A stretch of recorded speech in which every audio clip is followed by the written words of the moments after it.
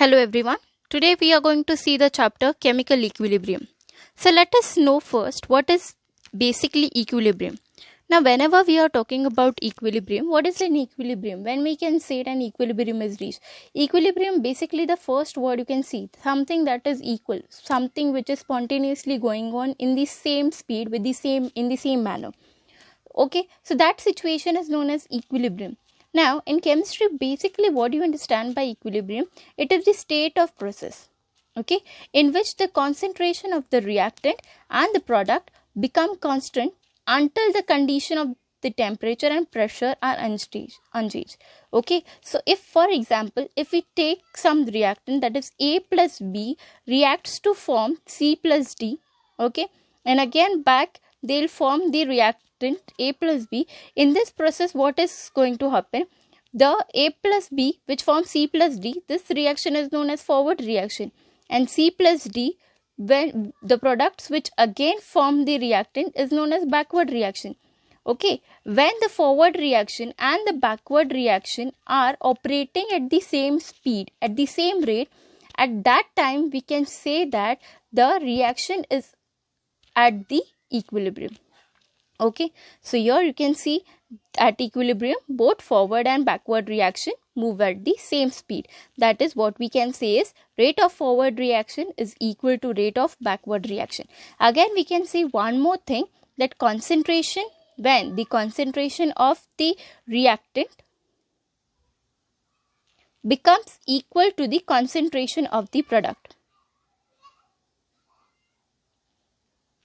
Okay, so this was nothing but this was equilibrium. Now we are going to study the types of equilibrium. Basically equilibrium is classified into two types. One is physical equilibrium and the second one is chemical equilibrium. Let us see what is physical equilibrium.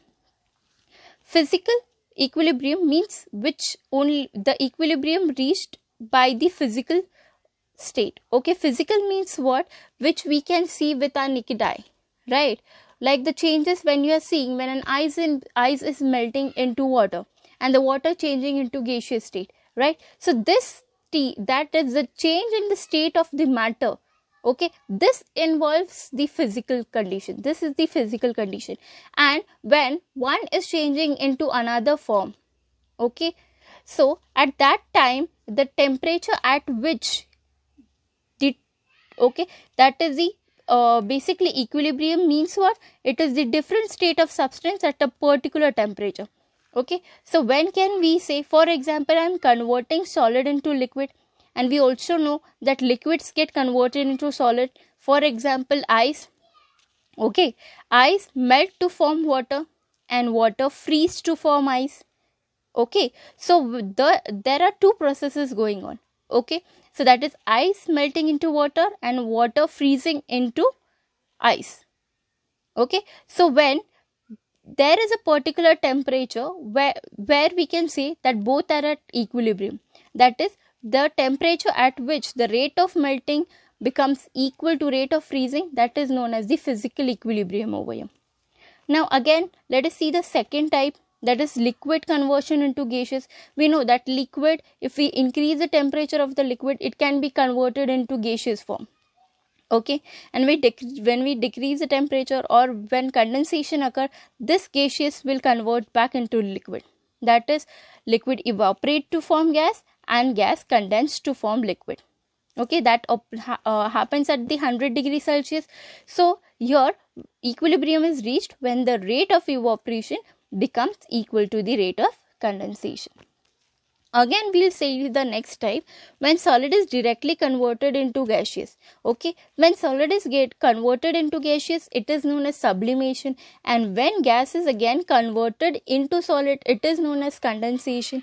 Okay, your equilibrium is reached when the rate of sublimation becomes equal to the rate of condensation. That is, both are occurring at the same speed. Okay, now the next type is solid getting converted, like when we have a glass of water in which we add 1 spoon of salt. Okay, so that is the salt solution. By when we keep adding that salt, what is going to happen? There is a point where saturated solution of the solid, it is becoming saturated with the solid. Okay, that is when we add solid to the liquid, it is the rate of dissolution. Okay, and when no more solid can be added to it, that is it settled at the bottom of the vessel or the test tube, that is known as rate of precipitation. Okay, when rate of dissolution becomes equal to the rate of precipitation, that point is known as the physical equilibrium over here. Again, when gas, okay, so there are some gas do get dissolved in the liquid, okay, and again, so again which might become saturated with the gas. Okay, so the liquid might get saturated with the gas.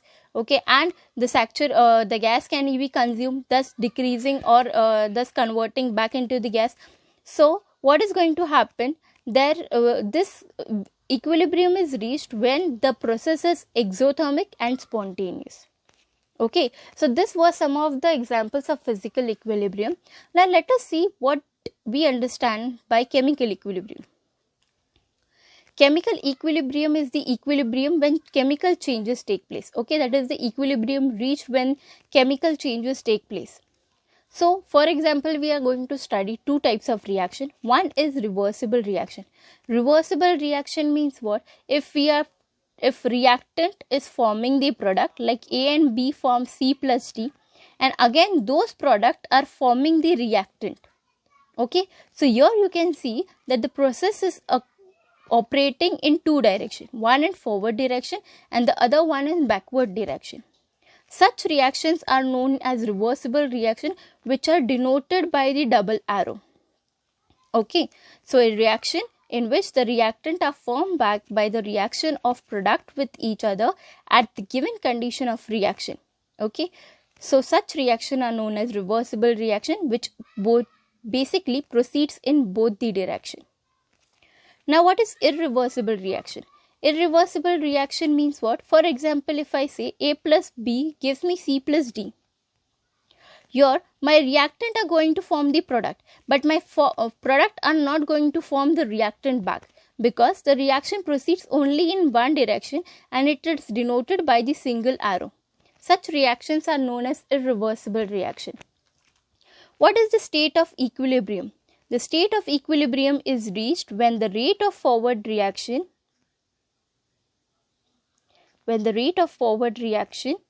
becomes equal to rate of backward reaction.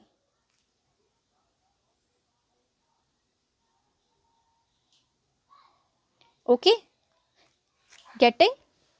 are you getting this? Okay, let's proceed then. Let us see some of the characteristics of chemical equilibrium, because we are going to learn chemical equilibrium in depth now. So what are basic characteristics of chemical equilibrium? First one, equilibrium state is attained only when the reaction is carried out in a closed vessel. Whenever the reaction is carried out in a closed vessel, okay, then only then the equilibrium state is attained. Okay. Second one, when we can say the second characteristics is the equilibrium. At equilibrium, concentration of all reactant becomes equal to the concentration of the product. Okay, so what we can say, concentration of reactant becomes equal to the concentration of the product. Basically, equilibrium is dynamic in nature. What do you mean by dynamic in nature? Because it operates in both the direction. But in actual process, we cannot see those things. Okay, we think that the reaction is operating in only one direction or it is static. Okay, but in actual, it takes place in both the direction. Next one is chemical equilibrium can be attained from either reaction.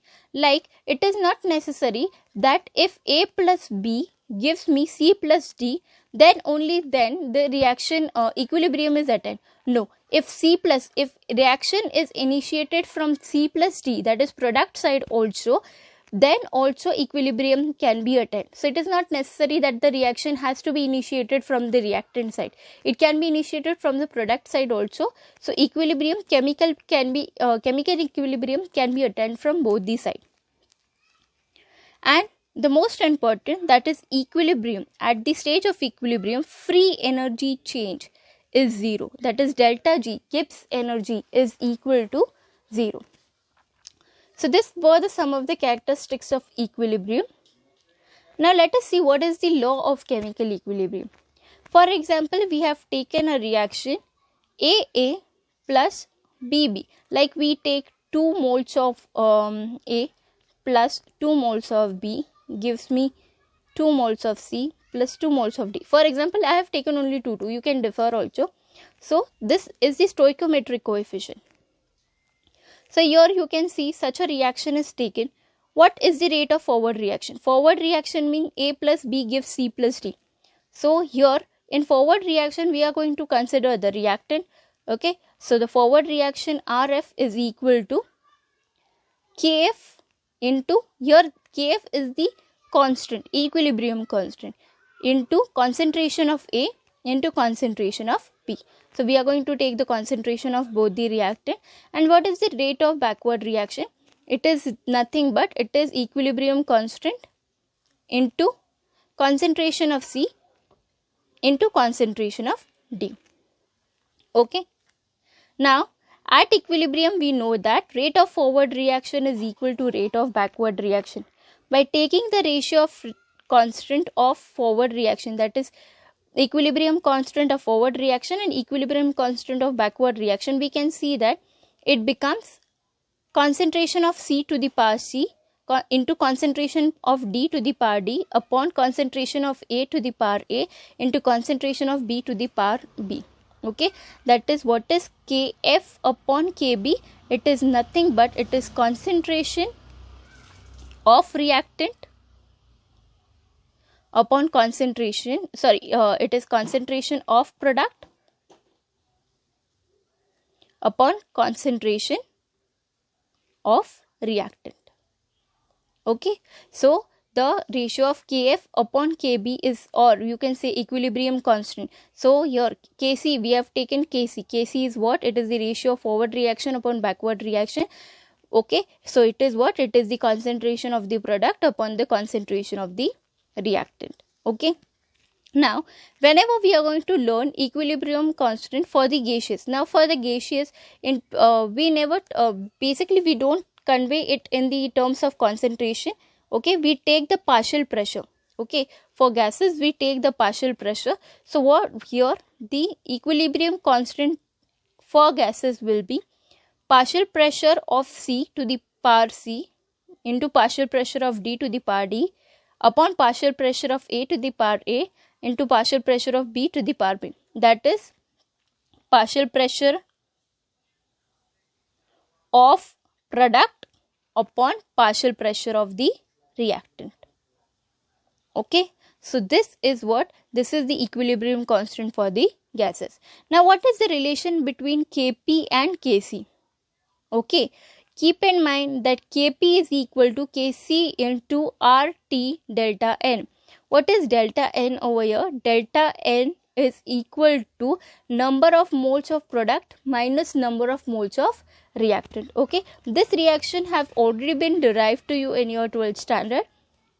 Okay, so Kp is equal to Kc RT into delta N, where delta N is the number of moles of product minus number of moles of reactant. Okay, so this was the law of chemical equilibrium. Now let us see one question so you can understand it in a better manner. The question is, for a reaction A which gives B plus C, your reactant is A which gives B plus C, given that concentration of A initial, so it is 0.10 molar.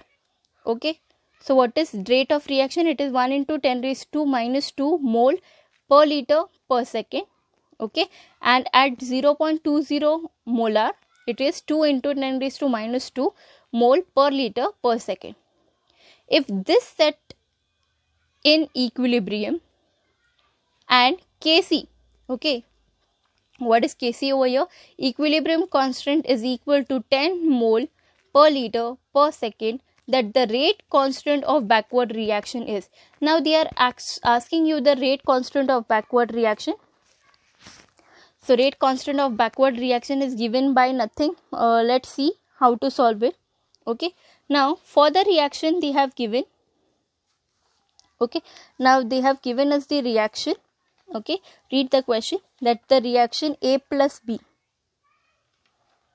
okay, gives me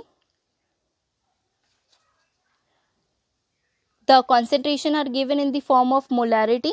Okay, we have to find what? We have to find the rate constant of backward reaction. Okay, now let us see what it is. We know minus dA upon dt is what? It is K into concentration of A to the power n.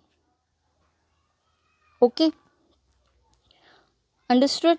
Now what we are going to take? We are going to take the reactant, right? We know what is the Kc, value of Kc. Kc is the concentration of reactant upon product. So here we are going to see the rate of reaction. So rate of reaction is what? It is equal to K into reactant, right? The product of concentration. So here the only product of reactant. So here the reactant is only A. So we are taking A to the power n. Okay, now here what we can see is, if we double, what I am saying, on doubling concentration of A, okay, rate is doubled. If we double the concentration of A, rate will be double. Okay, hence n will be what? N will become 1. Okay, now what is the rate of forward reaction? Rate of forward reaction, or equilibrium constant of forward reaction, is equal to what? It is minus dA upon concentration of A. Okay, so it is what? Rate concentration is expressed as rate dA minus dA upon dt upon concentration of A. Okay, which becomes what? What is the given dA upon dt? What is the value? It is 1 into 10 raised to minus 2 divided by 0.1. Okay, so what is the answer? It is 0.1 second per second. Okay, so this is rate of the forward reaction, and we also know that equilibrium constant is equal to equilibrium constant of forward reaction upon equilibrium constant of backward reaction. So what is the value of C over here? Okay, therefore what is the value of Kc? It is 10. Okay, so 10 is equal to, it is 10 mole per liter, right? So what we can take, 10 is equal to 0.1 divided by Kb. So what is Kb? Therefore Kb is equal to 0.1 divided by 10, which is equal to nothing but it is 1 into 10 raised to minus 2. Okay, so what is the answer? It will be 1 into 10 raised to minus 2 is the value of, or the rate constant of, backward reaction. Okay, understood? Now let's see the next question. The question is, at certain temperature 1 mole of PCl3 and 2 mole of Cl2 are placed in 3.0 liter container. When equilibrium is reached, only 0.70 mole of PCl3 remain unreacted. Calculate the value of Kc for the reaction. Now the reaction is given to you. Okay, now they have given number of moles. Okay, so mole is what? PCl3 is 1 mole. Okay, and Cl2 is in quantity of 2.0 mole. Okay, and they are placed in 3 liter container, right? And when they reach at equilibrium, 0.70 moles of PCl3 remain unreacted. You have to calculate the value, that is equilibrium constant. Now how to calculate it? Okay, so first of all we'll write the reaction, that is PCl3 plus Cl2 gives PCl5. Okay, so this is the reaction. Now let us see what is the initial mole. Okay, what are the initial moles? So initial mole is 1. Okay, here it is 2, and here it is 0. Okay, so initial mole is what? It is 1, it is 2, and here it is 0. 0, why? Because that initially we don't have any product form. Now let us see what is the concentration, basically equilibrium moles. Okay, at equilibrium moles will be what? Because here only 7 when equilibrium reached, only 0.70 moles of PCl3 remain unreacted. Yes or no? So it will be what? So 1 minus 0.70 is 0.3. Okay, so remaining, so equilibrium mole will be 1 minus 0.3. Okay, and here it will be 2 minus 0.3. Okay, and this will be 0.3. So 0.3 is formed. Okay, and what is the concentration at the equilibrium? So concentration at equilibrium will be 0.7 divided by 3. Okay, it is 1.7 divided by 3. Okay, and it is 0.3 divided by 3. Okay, because it is in 3 liter container, right? So concentration will be what? It will be equilibrium mole upon the container. Okay, the volume of the container. Understood? So what is the value of Kc over here now? So what is, how do we write? That is the rate of concentration of the product upon concentration of the reactant. So product is what? PCl5. So concentration of PCl5 upon concentration of the reactant, that is PCl3 and into Cl2. Okay, so which is what? Which is PCl5 is 0.3 divided by 3. PCl3 is 0.7 divided by 3.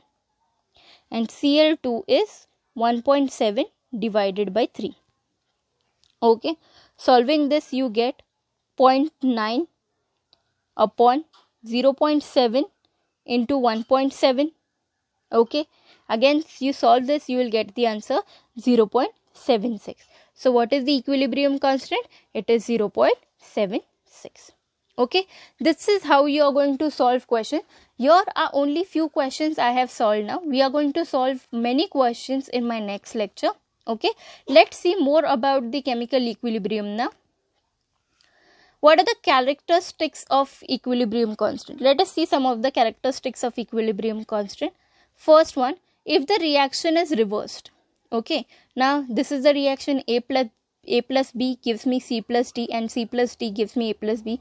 So if the reaction is reversed, okay, so you know that rate of forward reaction is what? It is given by the constant, rate constant is given by K. Okay, and rate constant, let K dash be the rate constant of backward reaction. So rate constant of backward reaction is equal to 1 upon, that is inverse of rate constant of forward reaction. Okay, so rate constant of backward reaction is equal to or it is inverse of rate constant of forward reaction. Okay, now if the reaction is, now second characteristics, if the reaction is divided by the factor n. Okay, now if the reaction is divided by factor n, then what it will be? 1 n upon A plus B upon n gives C upon n. Okay, so we are dividing the whole reaction by factor n. So what does the equilibrium constant becomes? It is K dash. Okay, so K dash equilibrium constant is equal to under root of equilibrium constant. Okay, under root of forward reaction to the power n. Okay, that is nth under root. Okay, it is nth under root of K. That is equilibrium constant of the forward, that is rate constant of the forward reaction. Now if the reaction is multiplied by factor n, now the whole reaction is multiplied by factor n, then the concentration or the rate constant becomes rate constant to the power n. Okay, rate constant of forward reaction to the power n. Okay, if the reaction is written in n number of steps. Okay, if there are if the reaction is taken in number of steps, so equilibrium constant of every step is different. Okay, let this be the K1 be the equilibrium constant of this reaction, K2 be the equilibrium constant of this reaction, okay, till the Kn. Let's assume there are n steps. So what will be the equilibrium constant? Okay, the final equilibrium constant, it will be K dash is equal to K1, equilibrium constant of 1 into equilibrium constant of second reaction into equilibrium constant of third, and it goes on till Kn. Okay, so you have to multiply the equilibrium constant. So this you should be able to use whenever this question in such types come. Okay, let's move further. What are the factors which affect the equilibrium constant? Okay, now keep in mind that equilibrium constant is only affected by temperature. Okay, it is only affected by temperature.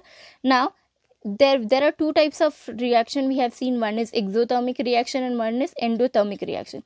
In exothermic reversible reaction, okay, that is what is exothermic reversible reaction? Exothermic reversible reaction that releases the heat, right?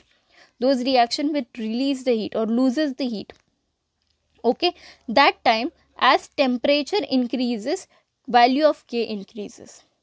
Okay, as in exothermic reversible reaction, as temperature increases, value of K will also increase. Now in endothermic reversible reaction, as temperature increases, the value of K will decrease. Okay, so endothermic, temperature increase, K value decrease. Okay, now in exothermic, value temperature value increases, value of K also increases. Okay, you should keep this in mind.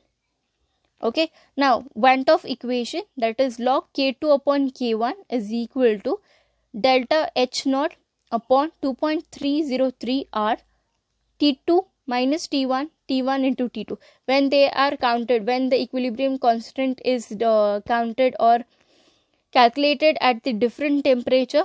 Okay, so here delta H naught is nothing but enthalpy. Okay, that is standard enthalpy. T2 and T1 are the temperature at which the reactions occur. Okay, and K1 and K2 are the equilibrium constant of two reactions. Okay, now let's see the next one. What is reaction quotient? What do you understand by the term reaction quotient? So we know there is one point whenever a reaction is going to proceed. Okay, like A plus B gives me C plus D, and again C plus D will give A plus B. There is one point, one particular point when both the rate of reaction become equal to rate of forward reaction.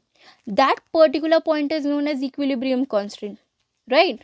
Okay, but what is reaction constant? Reaction constant is basically the ratio at any stage of reaction. Okay, at any stage. Okay, at any stage of reaction, not necessarily basically the point at which the equilibrium is attained. No, not that. Leaving that point, any other stage of reaction, that is the ratio at any other stage of reaction other than the equilibrium, is called the reaction quotient. Okay, or you can also call it as concentration quotient. It is basically expressed in QC, or you can take QP, or you can simply write Q. Okay, so Q is equal to, that is concentration of product to the concentration of reactant, but not at the time of leaving the time of equilibrium, leaving the point of equilibrium.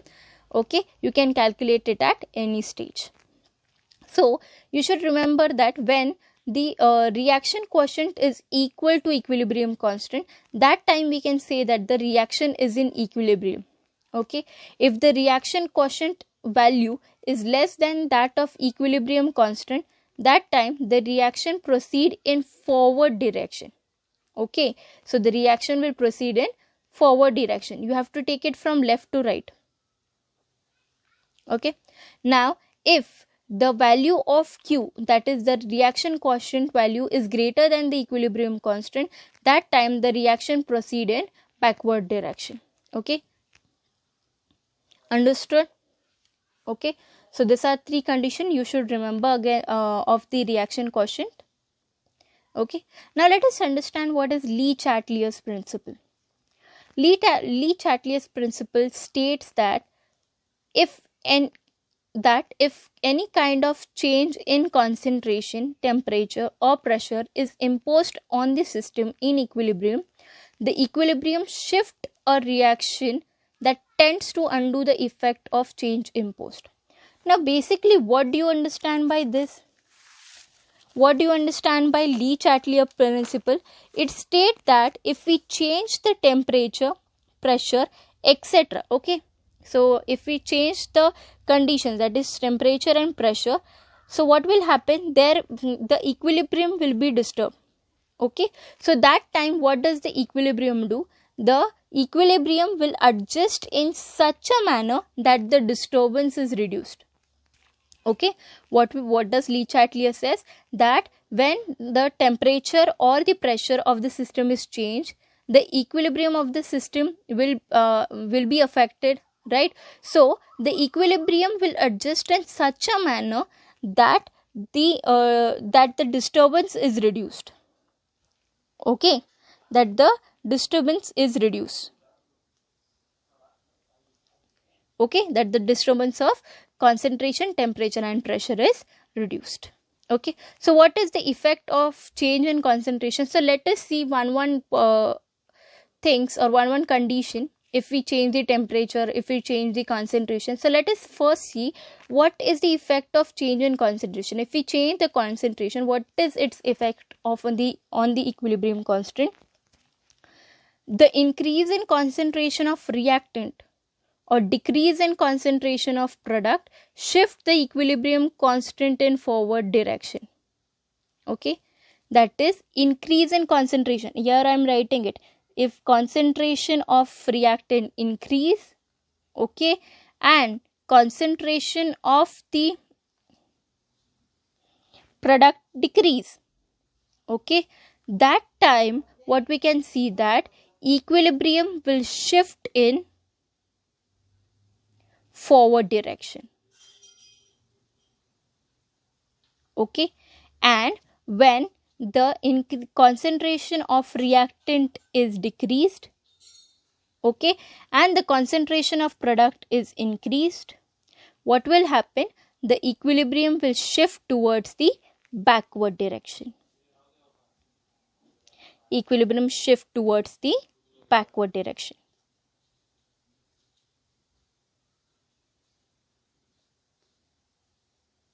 Okay, now let's see the next factor. What is the effect of temperature? What is the effect of change of temperature on the equilibrium constant? Okay, when there is increase in temperature, okay, so the increase in temperature supports endothermic reaction. Okay, when temperature increases, it supports endothermic reaction. Okay, and when temperature decreases, it supports exothermic reaction. Okay, so what is the effect? That is increase in concentration of the, when you increase the temperature, it will basically support the endothermic reaction. If you decrease the temperature, it will support the exothermic reaction. Okay,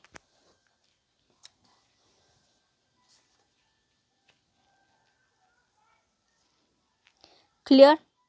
Okay, so we can write the reaction here it as A plus B gives me C plus D. Okay, if you increase in temperature, it supports exothermic. If you decrease the temperature, it supports exothermic, and if you increase the temperature, it will support endothermic. Clear? Now, what is the effect of change of pressure on the equilibrium constant? If pressure is increased, okay, if the pressure is increased, the equilibrium will shift in direction in which it produces smaller amount of moles. Okay, so what we can say, increase in pressure, when pressure increases, the reaction Okay, the reaction proceeds towards lesser number of mole. Okay, and when there is decrease in pressure, the reaction proceeds towards the more number of mole or larger number of moles. Okay, now what is the effect of catalyst? Catalyst have no effect on the equilibrium because it is just used to increase the rate of reaction, but it does not have any effect on the equilibrium. Okay, so this were the factors which affect the equilibrium constant. Okay, so what are the conditions and how does condition may alter the equilibrium constant? We have seen that. What happens when we increase the temperature? What happens when we increase the pressure? Okay, now let's see the summary of this. Okay, so this chart you have to remember. Okay, so this is the factor, what happens if we increases and what happens if we decreases. If we increase the temperature, okay, so if we increase the temperature, it will go into endothermic. If we decrease the temperature, it favors exothermic reaction. Okay, if we increase the pressure, it will go towards the lesser number of moles. Okay, and if we increase the pressure, if we decrease the pressure, it will go towards the higher number of moles. Okay, now if we increase the concentration, okay, if concentration is increased, consumption of that species. Okay, and if the concentration is decreased, there is production of that species. Okay, now addition, if you add inert gases, okay, if inert gases is added at constant pressure, it leads to higher number of moles. Okay, and if the inert gases is added at the constant volume, it have no effect on the equilibrium. Last but not the least, what does addition of catalyst have? What is the effect of addition of catalyst? It has no effect. Okay, so this was all about the chemical equilibrium. Okay, in next class we'll learn about the ionic equilibrium. Before that, we'll solve many of the MCQs regarding the chemical equilibrium chapter. Okay.